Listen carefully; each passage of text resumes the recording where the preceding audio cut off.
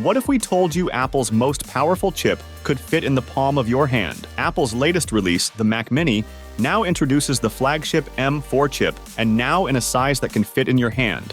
While we all know what M4s can do, let's address the elephant in the room. How does it stack up against the Mac Studio? Yes, the Studio might be the big brother, but choosing between these machines isn't just about throwing money at specs. There are some surprising factors that could completely change your perspective. Want to find out what could tip the scales?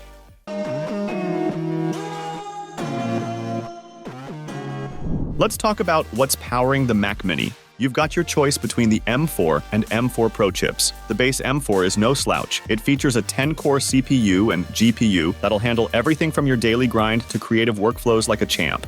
But for power users out there, the M4 Pro is the real MVP. We're talking about what Apple claims is literally the fastest CPU core in the game, plus a GPU that's twice as beefy as the standard M4. And both chips are finally bringing hardware ray tracing to the Mini party. So what's the deal with the Mac Studio? Apple's not kidding around when they say it's one of their most powerful machines ever. You're looking at two options here, the M2 Max and the beefier M2 Ultra.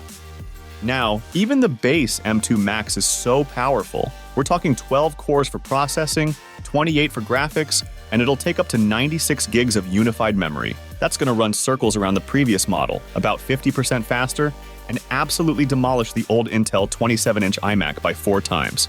But here's where it goes beyond, the Ultra version. Double everything you just heard, plus some.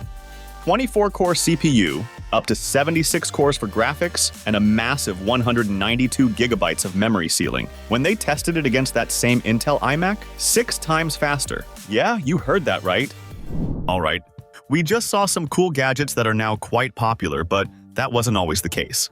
A lot of marketing had to be done for them to garner such a fan base.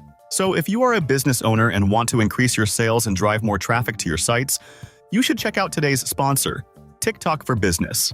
It is a global platform designed to help brands like yours become creative storytellers and meaningfully engage with millions of TikTok users. Whether you're looking to attract customers, drive sales, or boost conversions, TikTok's unique ad solutions can get you there. From small businesses to large agencies, TikTok for Business has the tools to help you grow. With TikTok for Business, you can launch your first campaign in just 3 easy steps. First, answer a few questions, and TikTok will create a personalized marketing plan just for you. Then, craft your content using an easy-to-use template or upload existing creative. Finally, run your campaign and watch your business reach new heights with the most engaged audience online. So why are you waiting? Find the link in the description box and launch your first TikTok campaign today. Now, Apple's not skimping on connectivity here. The Studio models pack a whopping 12 ports each, with the M2 Max giving you front-facing USB-C and SD card access, while the Ultra doubles down on Thunderbolt 4. Meanwhile, the new M4 Pro Mini is making waves with next-gen Thunderbolt 5 that can push data speeds past 120 gigs per second. Even the base M4 Mini keeps things versatile with Thunderbolt 4. Both minis throw in those handy front USB-C ports, plus all your essential audio, network, and display connections. The redesigned Mac Mini showcases very good engineering of miniaturization. We're talking 5 inches by 5 inches, which is wild, considering the old one was more than twice that size. Apple pulled this off because their chips run super efficient. And they got really clever with the cooling setup. The Mac Studio is a little bigger at 7.7 inches each way, but that's still pretty compact.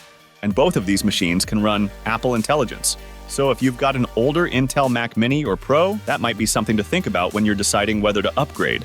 Now let's talk about the display capabilities. The M2 Ultra Mac Studio lets you hook up 8 screens. Or if you're feeling fancy, 6 Pro Display XDRs. Even if you go with the M2 Max version, you're still getting 5 displays. And don't sleep on the Mac Mini. The M4 model handles 2 6K displays plus a 5K screen, while the M4 Pro kicks it up to 3 6K displays. So these are some spec talks that's needed to make a choice.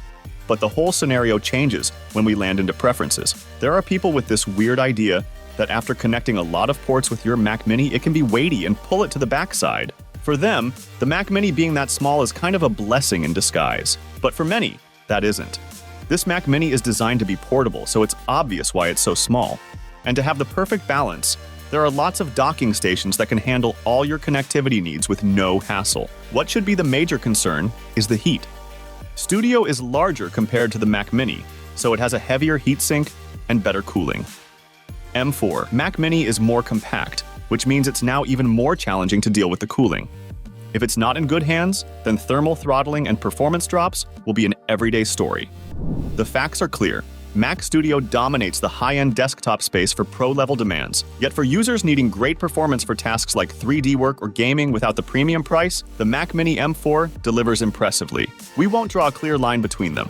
Rather, we will turn the table towards you. So think of your needs, connect all the dots, and then make the decision. Thanks for watching. Like, share, and subscribe to get more videos like this.